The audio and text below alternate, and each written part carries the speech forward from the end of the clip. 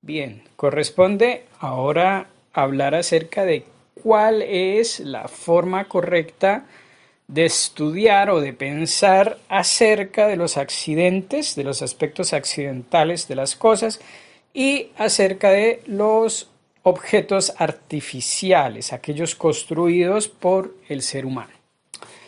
Empezando por los objetos artificiales, podemos poner de ejemplo una mesa de madera hecha por un carpintero. Es un objeto artificial, no existe en la naturaleza humana, sino que el ser humano lo crea a partir de una cierta materia que en este caso es la madera. Bien, ¿qué pasa? Que cuando tratamos entonces de acercarnos a estudiar esa mesa, la inteligencia debe entonces distinguir lo esencial de lo accidental. Y aquí pasa una cosa curiosa, y es que lo que es esencial a la mesa, lo que le pertenece en sí, es la madera, la forma de madera, el ser de madera, no la forma de mesa. La forma de mesa es exterior, la forma de mesa se la ha dado el carpintero a partir de cierta finalidad que él tiene, como puede ser, por ejemplo, comercializarla en algún local de venta, por ejemplo, de objetos para el hogar.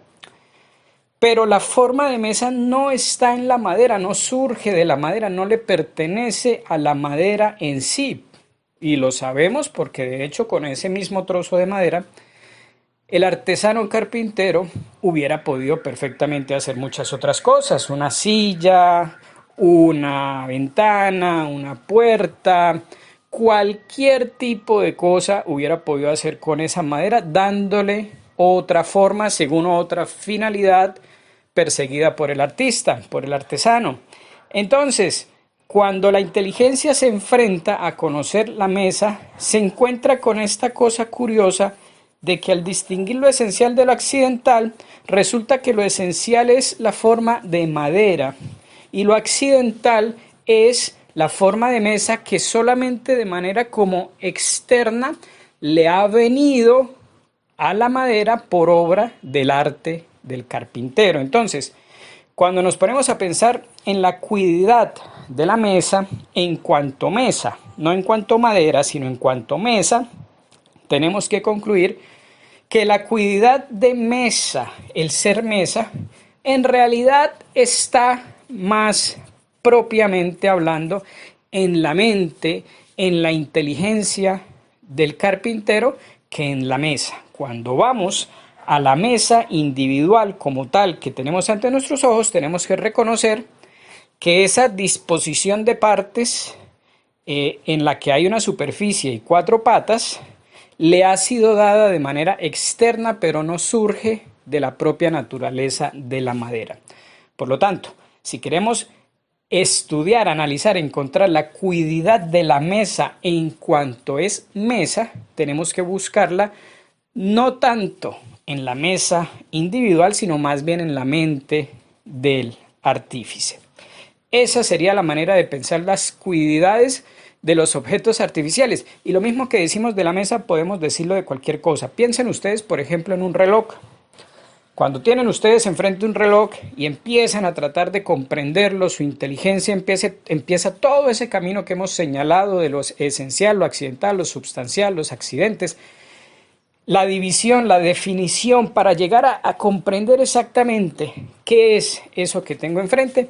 Nos encontramos con que eso que tengo enfrente de manera esencial es un conjunto de elementos, cada uno con su propia naturaleza, distintos metales, por ejemplo, distintos tipos de herramientas, de cosas metálicas que conforman por el arte del relojero, unidas por el arte del relojero, conforman juntas un solo mecanismo que indica la hora. De manera que la cuidad de las partes es metálica, cuidad de distintos tipos de metales. Bueno, hay otros relojes que también tienen partes plásticas, sintéticas. Pero la cuidad de todas esas partes es eso, es el ser metal, el ser partes sintéticas de plástico, etc.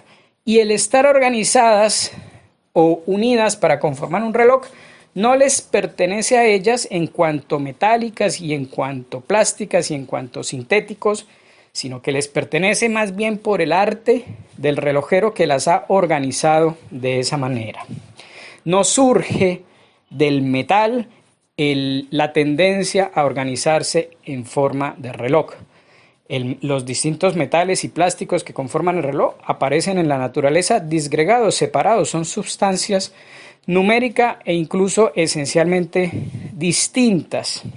El arte del relojero es el que las reúne y con una finalidad en mente las organiza y hace que todas funcionen al unísono para señalar la hora.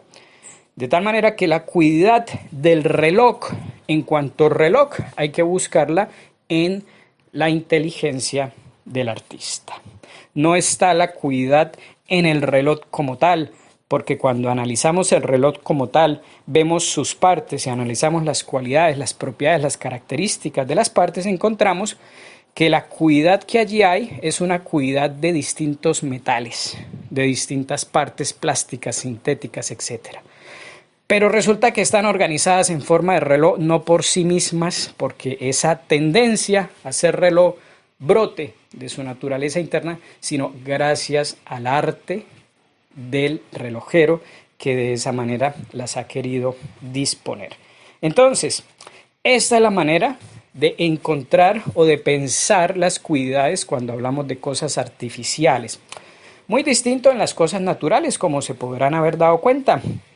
Cuando tenemos enfrente una cosa natural, por ejemplo un perro, o una piedra, o un planeta, o una persona, cualquier cosa natural no hecha por el hombre, encontramos que cuando la inteligencia realiza este ejercicio de empezar a distinguir lo esencial de lo accidental para encontrar la especie y luego el género y la definición que me permita establecer el quid es de esto que tengo adelante, cuando la inteligencia hace eso con respecto a algo natural, a una sustancia, a un individuo natural, encuentra que la cuidad está en ese individuo y lo constituye de manera radical y fundamental.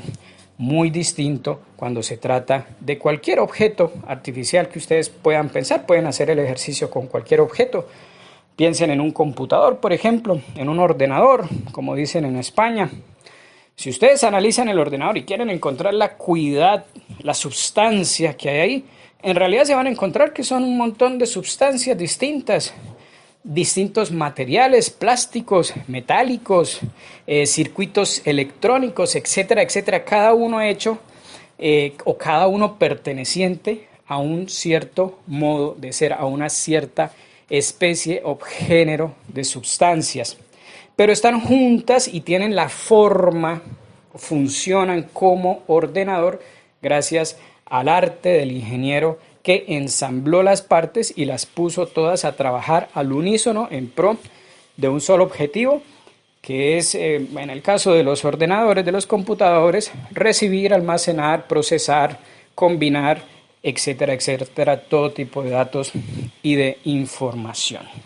Entonces, la cuidad esencial del computador, del ordenador, más que estar en el ordenador individual que tenemos sobre la mesa, hay que buscarla en la mente del ingeniero que diseñó, proyectó, ensambló y le dio unidad a todas esas partes sustancialmente, numéricamente diversas.